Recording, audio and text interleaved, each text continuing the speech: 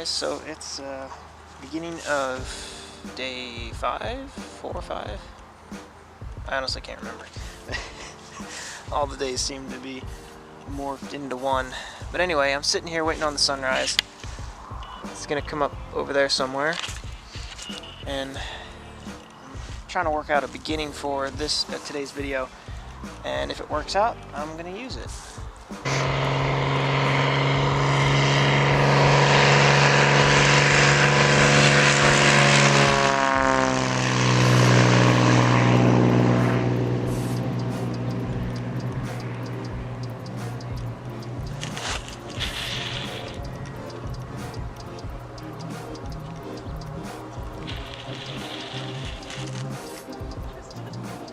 So that was pretty cool watching JP take off. He's flying over to Vegas this morning. He's got to take out a fuel tank that he had to put in for the trip over the Pacific. Yeah, it was like a 17-hour flight, so they needed extra fuel. But anyway, so today is going to be probably a pretty uneventful day. There's just a bunch of panels, a bunch of people speaking. So yeah, I'm gonna be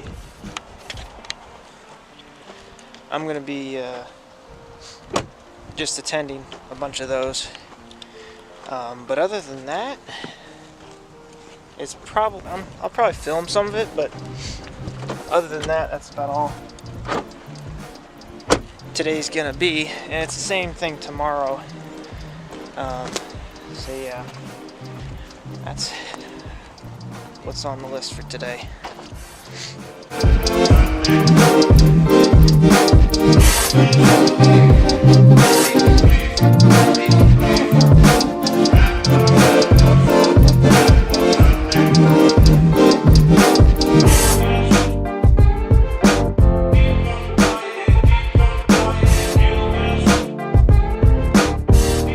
It is giving up on normality to travel the world. So I'm imagining everybody in this room wants to give up on normality and travel the world. Is that correct? Yeah. For the most part. I would love to know, there's maybe more people than we can like have an individual chat with, but at some point I would love to hear what everyone's dreams are for YouTube and how I can help you guys sort of figure that out with like my own story. So maybe we could kind of quickly go around, whoever wants to share their story. I backpacked from San Diego down to Guatemala through Mexico all by buses. And I was gone for about 3 months. And it cost me roughly $1,500 to like $2,000 for the whole 3 months. If you have some kind of like budget, or you think like, oh, I can't do what you're doing, or I can't do what someone else is doing, just remember that you can. Traveling is expensive, but if you can cut the costs, you can be on the road for quite a while. But the biggest expense is always like flying somewhere, you know, and then once you are in a third world country, everything is super cheap.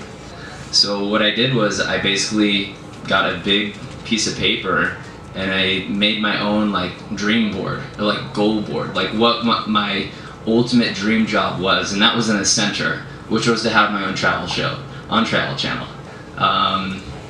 So from there, I figured out like, okay, like little arms of the nucleus, and little like, oh, I'd like to do this, I like to eat things, I like to experience local cultures, I like to travel like with a backpack or hostels or something like that. But there's nothing wrong with keeping your lifestyle, hanging on to that job, maybe taking a trip once a month for a week, things like that. There's absolutely nothing wrong with it. Whatever fits your personality. If jumping into it full time isn't the right thing for you to do, that's totally okay. If you want to test the waters and do the weekend trips, then you can spread those videos out through the week to make it look like you're uploading consistently. That's cool. But yeah, that's been like kind of tough, and like feeling like you hit like a creative wall and you don't know how to improve your videos, you don't know how to make it better so you get more views, and worrying about numbers. That part of it is like, yeah, like I don't like thinking about numbers so much. I like to go and have fun, which I'm sure most people would agree with as well, because that takes the fun out of it when you're like I got 4 views.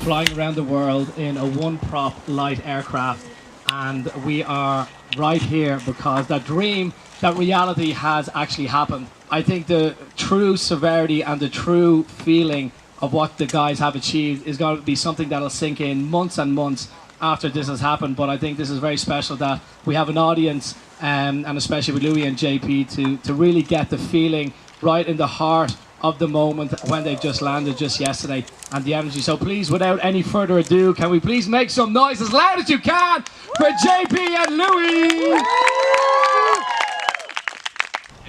It was just fascinating to see this airplane come across the horizon and inch closer, and it was half the size of this. Like the fact that he could take this tool, this device that we would normally use to maybe go take off, for instance, family flying, or this guy took this tool and he traveled around the world. He used it beyond its full potential, and I thought that was quite awesome. And ever since then, I wanted to do that. I wanted to fly around the world. So I learned to fly at a very young age and started gaining experience. It doesn't feel like my head's still in India somewhere, like having a curry. Like I'm not here yet. I'm trying to be as much as I can, but to be at 23 years old and to have lived the dream that I've dreamt of for a very long time is big, I feel, and yeah, I'm very content at the moment. So this shows JP's professionalism when he talks about his moderate pilot skills. I know Louis will have something to say about that. So Louis, when JP says moderate pilot skills, do you agree with that? I think he's definitely playing that down a bit. It was, and again, like, I'm not coming from any of this trip from an aviation background. I really don't know a lot about planes. I've learnt bits and bobs, kind of like picking up how it all works and kind of just trying to pay attention. But seeing the absolute, like, I mean, some of you remember maybe passing a driving test and going from being, I remember as a kid thinking, I'm never going to be able to drive. Like, think about all the things you need to think about, like where other traffic is, like starting the car, keeping it, you know, especially if you're driving a manual, all of these kind of things.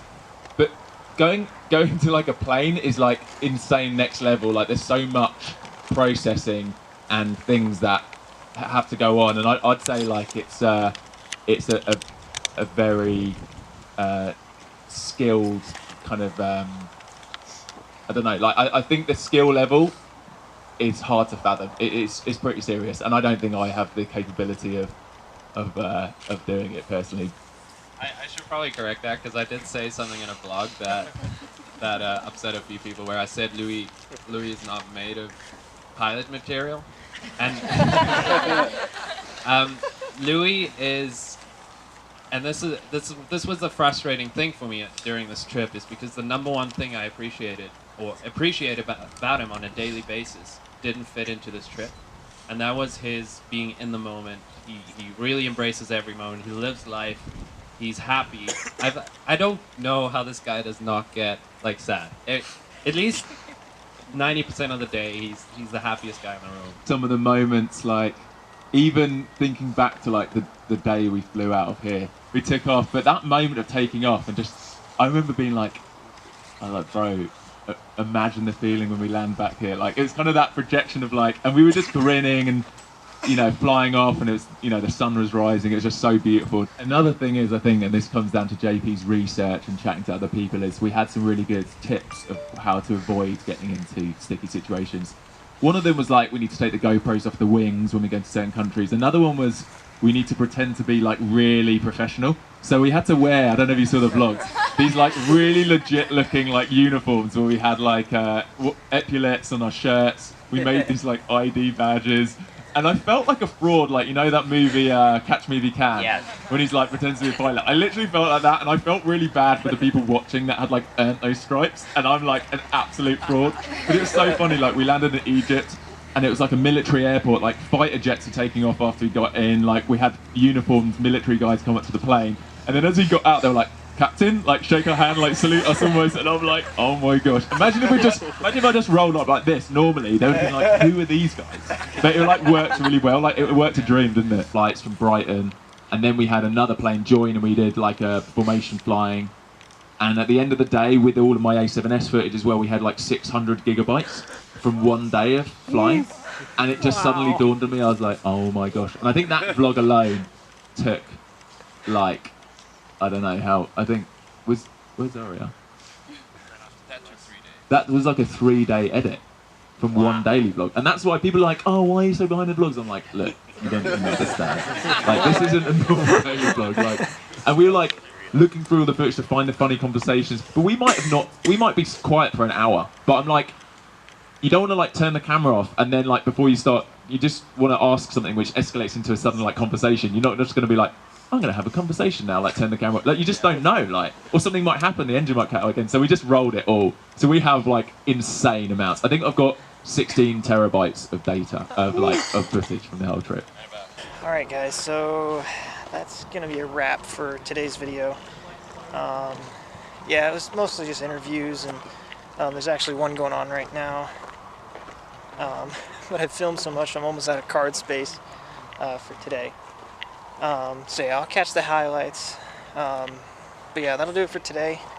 Tomorrow's going to be kind of the same thing going on.